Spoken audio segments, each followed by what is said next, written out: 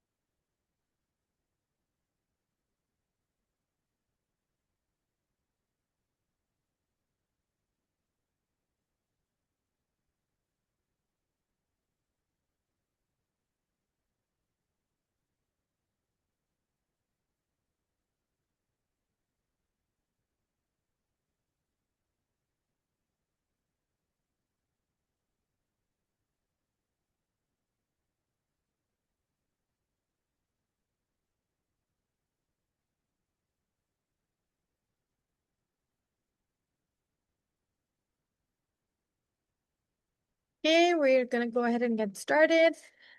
My name is Natalia Khan and I work as an Education USA advisor at the Lahore office. And before we begin with our webinar today, I'm just going to take a minute to just introduce my organization to any of you who are not familiar with it. USCFP is a United States Education Foundation in Pakistan. In Pakistan, Education USA is housed within USCFP. We have our flagship scholarship. It's called the Fulbright Scholarship. It is for master's and PhD students. It is fully funded. So if you or any of your friends or family are interested, you can go to uscfp.org and find out more information about the Fulbright program. As I said earlier, in Pakistan, Education USA is housed within USCFP. At Education USA, we are part of the US Department of State. We provide students with accurate, current, and comprehensive information.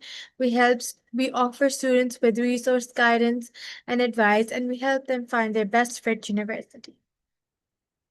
These are just some of the services that we offer. We have free in-house sessions, we have free workshops, we have our office inside FC College in Lahore. We have a resource library there. We have SAT, GRE books there. If you ever just want a quiet place to study or you want to look at those books, you're always welcome. And our most famous service is the one-on-one advising service.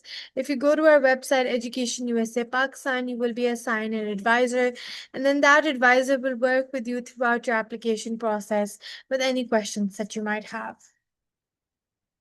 This is our website. If you guys have any questions, you are welcome to email us and ask them. And I am done. And with that, I will give it over to Zainab and her team. Thank you so much for taking time out for our students, Zainab. Thank you so much, Natalia. Good morning / good afternoon, evening for everyone. My name is Zainab. I'm the International Admissions Counselor at St. John's University, where I work closely with students from South Asia, the Middle East, and North Africa. I'm also an alumni of the university. I'm class of 2023, so I have firsthand experience of what it's like to be a student at St. John's myself. So it's a pleasure to be here with you to talk today about a topic that's very close to what I do every day, which is understanding the US university admissions process and how you can truly stand out as an applicant. In today's session, I'll walk you through what universities are really looking for beyond academics, things like essays, recommendation letters, extracurricular involvement, and personal qualities. I will be speaking in general terms, but maybe give some kind of specific examples within St. John's. You'll also hear directly from one of our current international students, Fawaz, who is from India, and he will share his own personal experience and perspective on navigating this process. And then we also have Maria, my colleague from ISSSO, and she will speak on anything related to the I-20 application process. And then we'll wrap up with a Q&A session at the very end. So I encourage you to just jot down any questions you have as we go. We'll be happy to answer them once we've covered everything. So with that, I'm going to share my screen.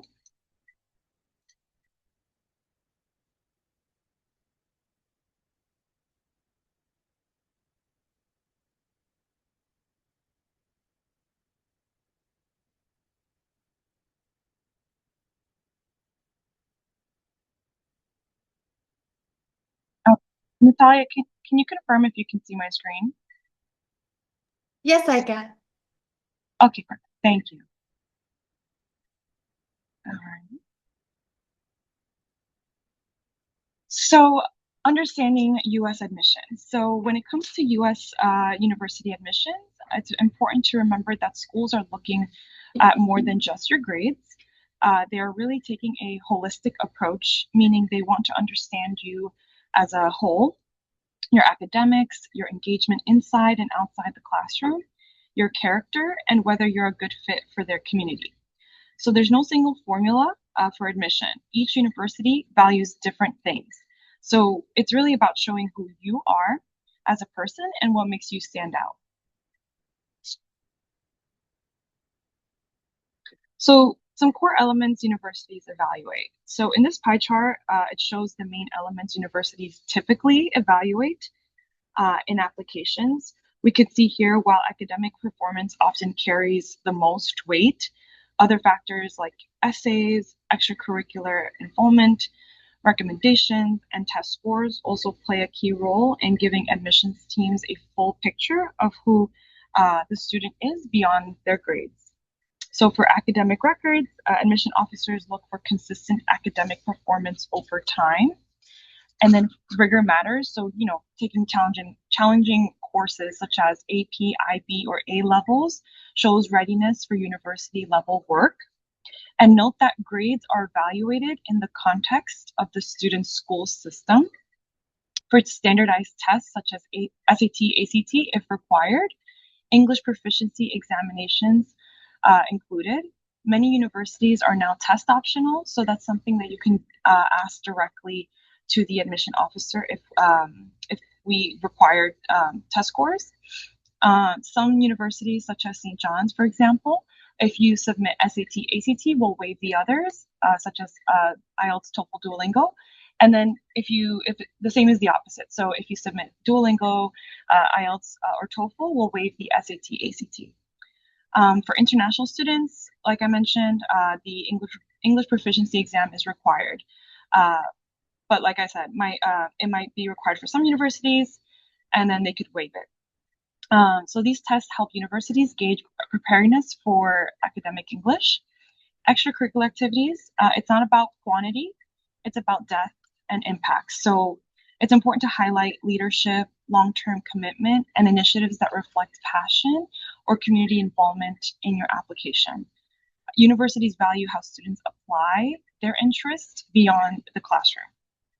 For personal essays, we encourage authenticity. So a great essay tells a story that reveals values, growth, or perspective.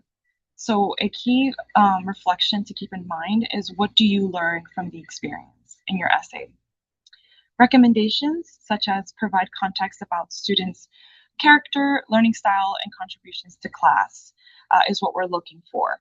Teachers and counselors should ideally highlight specific examples of strengths, and then universities appreciate insight into how the student engages with others and challenges. So what makes a competitive college applicant? U.S. universities really value qualities that go beyond academics, like I mentioned. So they're looking for students who are curious, who enjoy learning, exploring new ideas. They appreciate initiative and leadership, whether that's starting a club, organizing an event, or simply taking responsibility in your community. And then they also care about community involvement and global awareness. So showing that you're engaged with the world around you is also important. And above all, they value authenticity. So being true to who you are, and consistency and growth throughout your high school years. They want to see how you've developed over time. So we're not really looking for perfection, just progression. And then some common mistakes to avoid.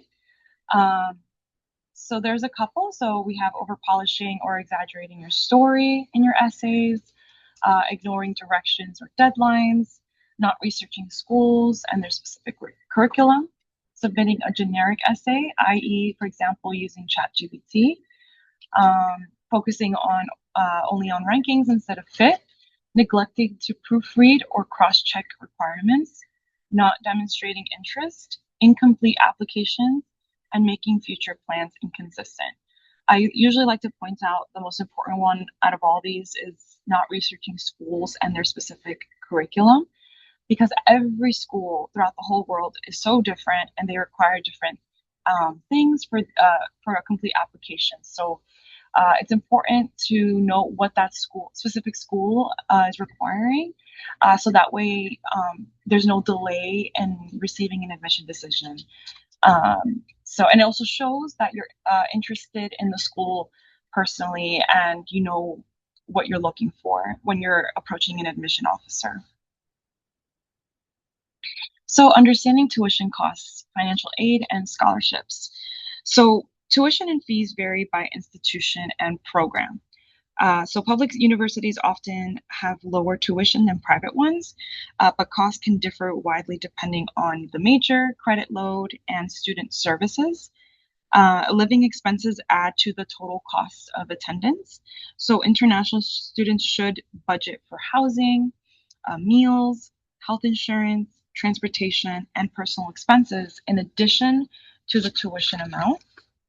Uh, Limited but growing financial opportunities. So some US universities offer need-based aid or merit-based aid to international students, though funding is generally more limited than for domestic students.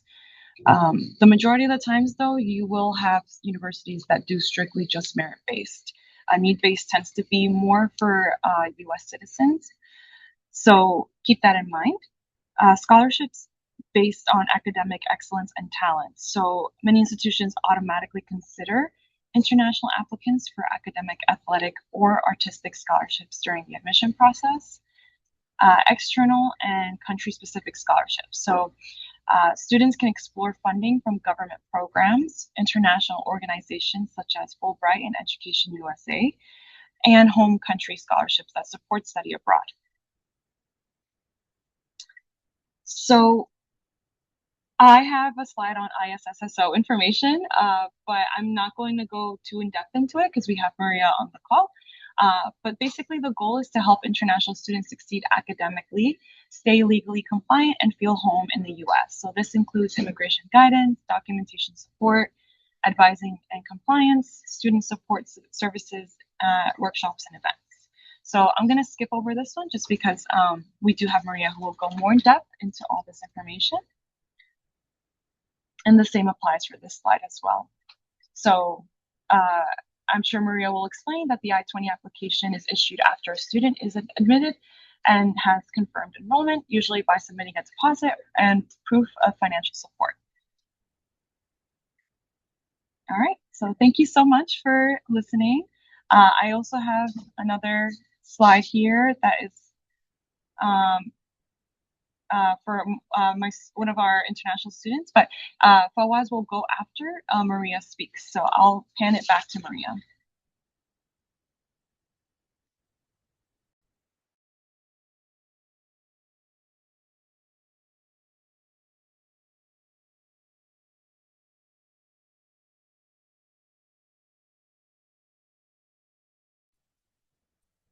All right, can you see my screen?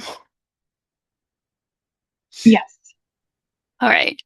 Hi, everyone. My name is Maria Sirio, and I'm one of the international student advisors at St. John's. As Zainab mentioned, I work specifically with students on visa, I-20 issuance, maintaining status while in the US, and just supporting students in general during your time here in the US. So one of the most important forms that you will need is the I-20. Again, as Zainab mentioned, you get your I-20 after you are accepted into the university and confirmed attendance. This is not just a St. John's form. This is for any school in the US that you may be attending.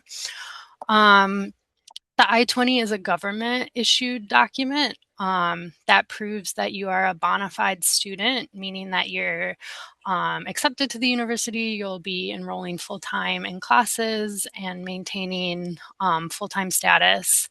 You'll meet all the admissions requirements, as in being accepted. You'll be pursuing a full course of study. For undergrad students, that means you'll be taking at least 12 credits, and graduate students, that means you'll take 9 credits a semester at least, and then proving that you have enough money to fund your time while in the US. The I-20 is required for your F1 visa, or if you're a J student, you'll have a DS 2019. But those are both required to book a visa appointment to get your visa and come into the US.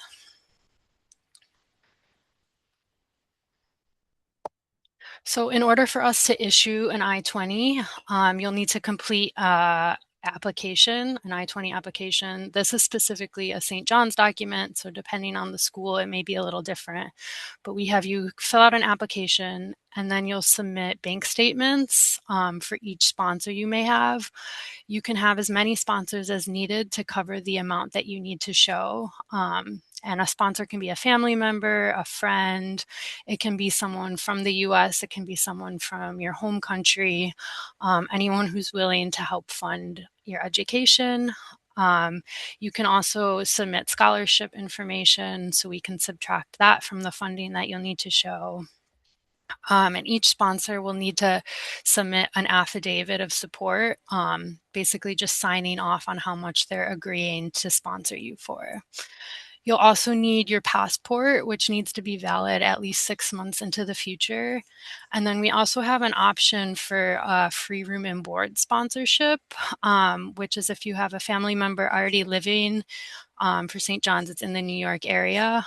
They can fill out this, and then we can subtract the funding for your living expenses from that. If you choose to do this, you would have to submit like a phone bill, electric bill, or lease of the person who's willing to sponsor you, so we can confirm the address is the same.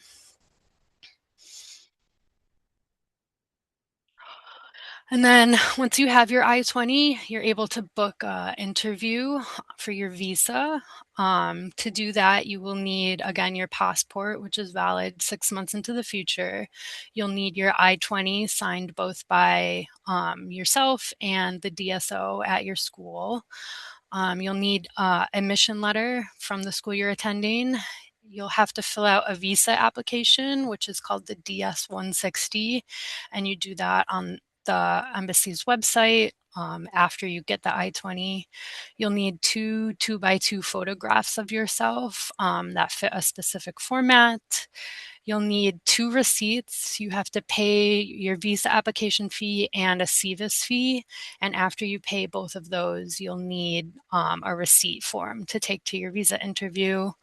And then any financial information that you submit to us in order to get the I-20, it's good to bring that to your visa interview so they can check that it matches what's on the I-20 and that you can prove you have enough money to cover your tuition and living expenses. And then maybe any information you have proving your ties back to your home country. So if you have any property, family members, anything like that, it's always good to bring just to prove ties to your home country.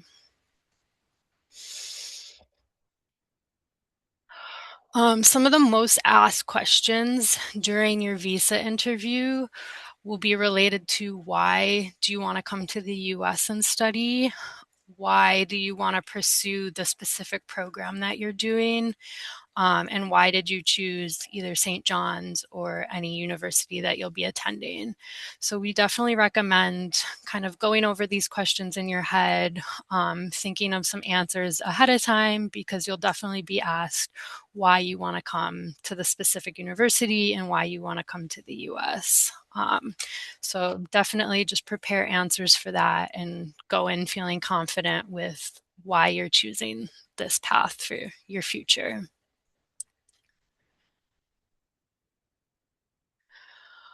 A few other important things to remember. We definitely recommend just remaining calm when you're in the visa interview. We understand it could be a little stressful and a little scary, but just try to answer everything to the best of your ability, and answer all of their questions openly and honestly. These visa officers are trained to kind of spot lies, so just make sure you're not making anything up. You're very honest with your plans and why you're pursuing this path. And yeah, just remain calm. Don't emphasize any ties you have to the US. A lot of these immigration officials will go into the interview thinking that you or have the assumption that you want to immigrate to the US. So we just don't recommend sharing any ties you already have to the US other than maybe a sponsor. Um, Same thing with working in the US. You are allowed to work on an F1 visa, but unless you're already awarded a teaching assistantship or a fellowship, we don't recommend talking about working um, in the interview.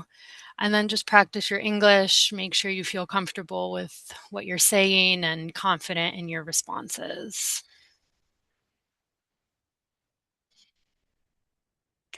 And then a few common mistakes that some students may make, going in not feeling prepared. Again, just making sure you understand why you want to pursue a program and why you want to go into that program.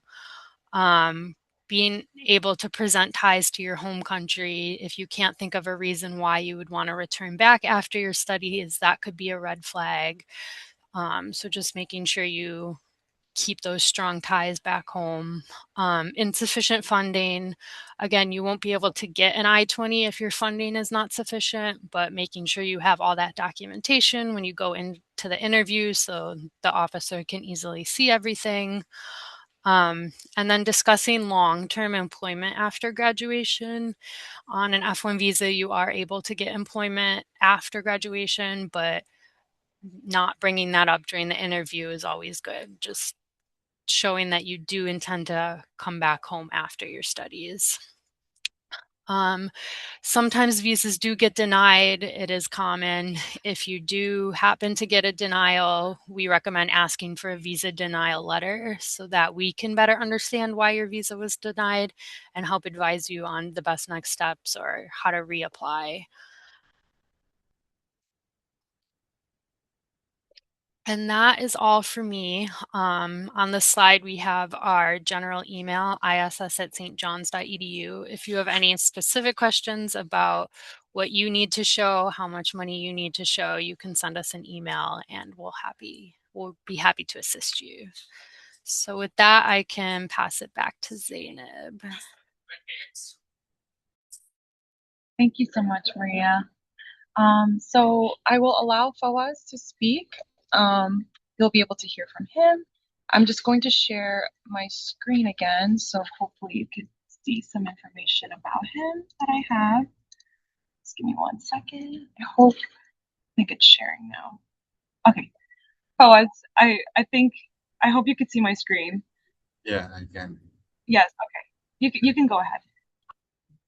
So, hey, my name's Fawaz. I'm an international student from Bangalore, India.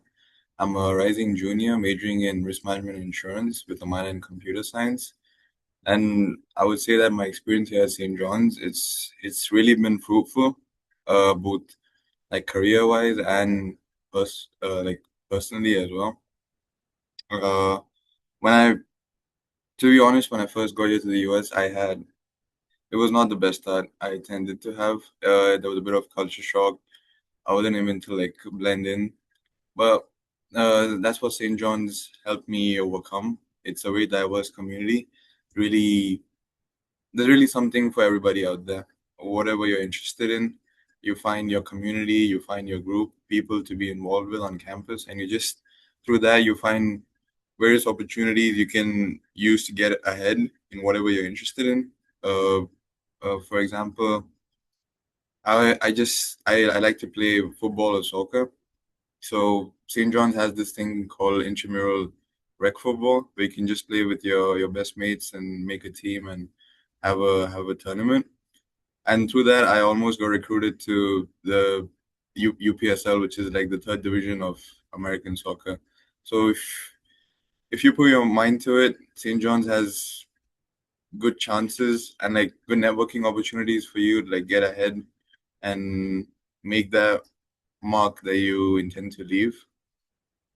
And yeah, you find yourself getting involved in things that you never thought you would, and that it makes you diversify yourself as well, make you realize you have other interests, you're good at like different things that you never thought you would even try. And yeah, and career-wise, St. John has given me a lot of opportunities.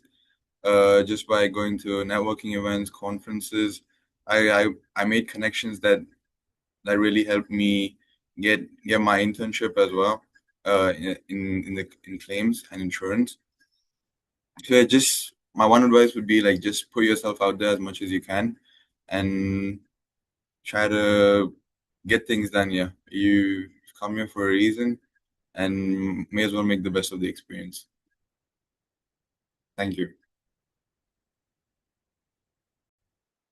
Thank you so much for your story, Fawaz, and for Maria for her insight with I-20 application. Thank you all for listening. Hope this gave you a clear idea of what the U.S. Universities are looking for and how you can highlight your own strengths throughout the application and I-20 process. So I guess we will open up the floor for questions. I do see one in the chat. I'm not sure if you could see it, Maria, because I believe the student is asking how, I think it's something related to the I-20, but I'm not sure if you could see the question.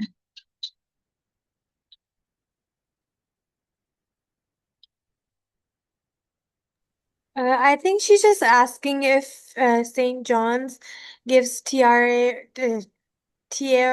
positions like beforehand. Like, is this something that needs to be there in the I-20, or if you guys give them after, like some schools give them after the student has been there for a semester, or do you guys give them from the beginning?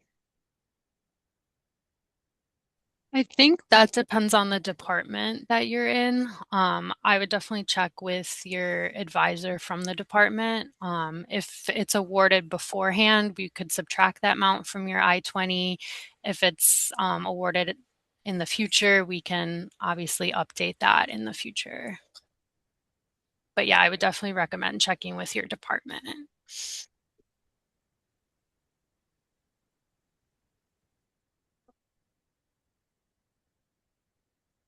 If anyone else has any other questions, please leave them in the Q&A so we can get to them.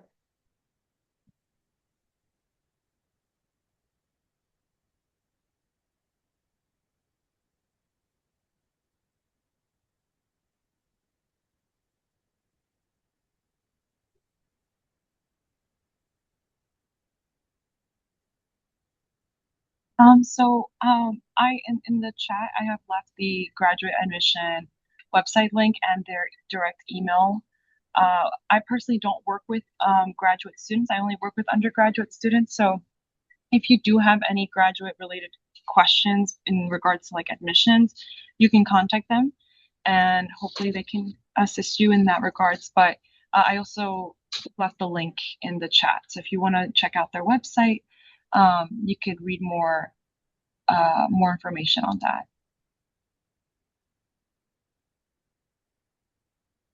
You're welcome, Amir. I do see another question from Kashan. Kashan, hope I'm saying your name right. How much study gap is accepted? So there's no limit or cap to if you have a gap in your education. What we will once you apply, we will ask for you to submit a statement of activity. So that's where you will specify what you did during that gap year, those gap years. So that's pretty much all we will ask in regards to your gap year, but we won't there's not like a cap or limit to how long or how short you can have a gap year for, at least from the St. John's end. Again, I'm not sure if it's different for other universities, but that's something you can ask them directly. I hope that answered your question. And I do see here you have a follow-up question, Kashan. Does work experience help? Yeah, it does help. Like I mentioned earlier, as the more you do, the the more it adds to your application and who you are as a person. So we would love to see that. But it's not like it's a requirement. So work experience is not necessarily a requirement for undergraduate admission. I know graduate admission, they tend to look into that a little bit more, but on the undergrad level, we don't necessarily require it. I think I saw another question, but okay, I got answered.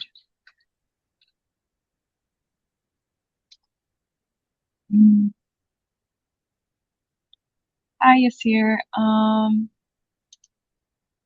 I I don't know.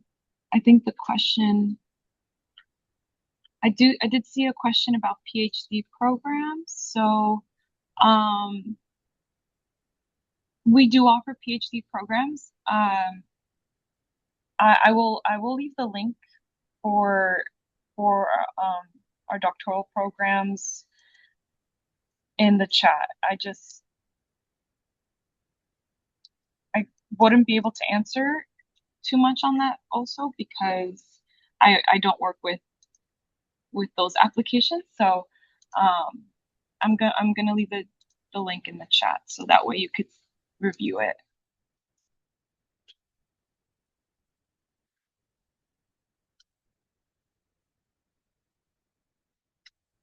I see a question from Maz. Do extracurricular activities and participation in academic competitions add some range to one's applications? Yes, absolutely. Like I mentioned, the more the better, and it lets us get to know you more through your application.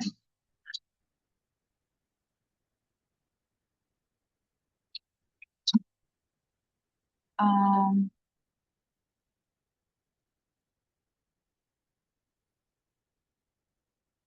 Zara, I see you have a question, how to prepare for GRE or the GMAT.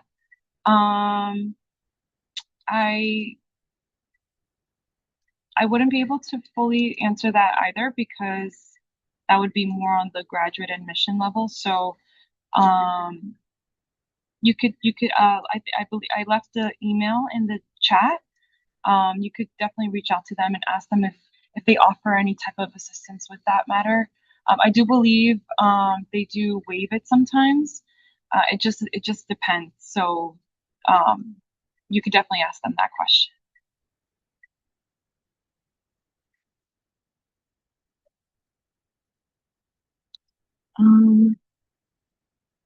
I see from an anonymous attendee a question: is it the Duolingo test accepted for the MS program?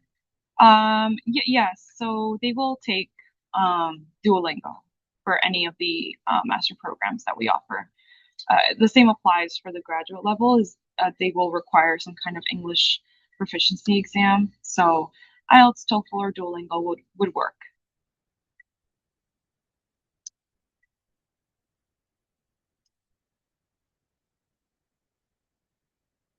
Um,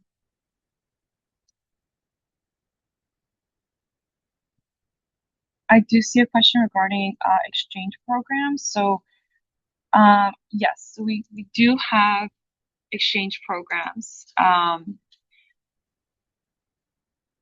I will also leave a link to that. I don't work with in that department, but I can give you the contact information.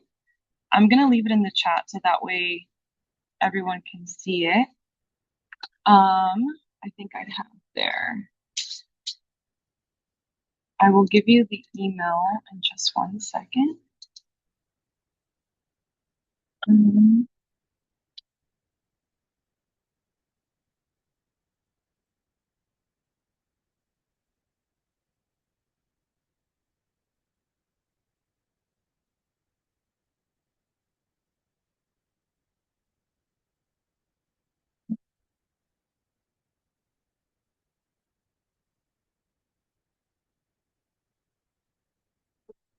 Yeah.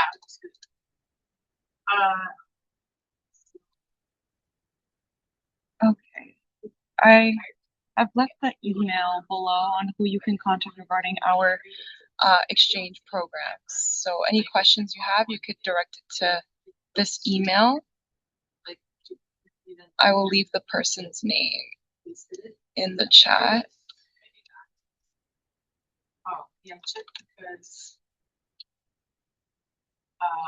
So you could have that saved, and if you have any questions, you can contact them. Yeah, and this one too. Just wanted, we'll just see if you can give us access. That looks like that was all the questions, Zainab. Thank you so much. Oh, we do have about the 2+2 degree program. Yeah, make them all. Always because your title is longer. Yes. I have completed 2+2 degree. I have 16 years equivalence certificate. Do I have to do an equivalence from West?